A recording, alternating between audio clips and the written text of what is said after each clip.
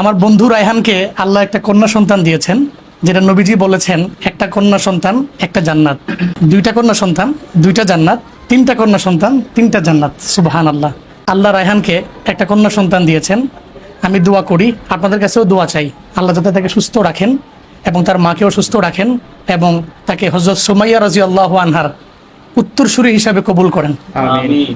আর নিয়ম হলো ছোট বাচ্চাদেরকে দেখতে আসলে একটু হাদিয়া দেওয়া লাগে এবং এটাই সুন্নত। এখন তো আর হাত বের করা সম্ভব না, ও অনেক ছোট, তার উপরে দিই বাবা গ্রহণ করুক অথবা মা গ্রহণ করুক। বন্ধু রায়হানদের অনুভূতি কি এবং দেশবাসীর কাছে কি বলতে চায়? মাশাআল্লাহ, আলহামদুলিল্লাহ। আমি শুধু দোয়া চাই আল্লাহ যেন তাকে সুস্থ রাখে, ভালো রাখে। আপনারা খাস করে দোয়া করবেন আল্লাহ যেন সবসময় দিনের পথে অবিচল রাখেন। আমিন। আমিন। আমিন। রায়হান কিন্তু অনেক খুশি। Right.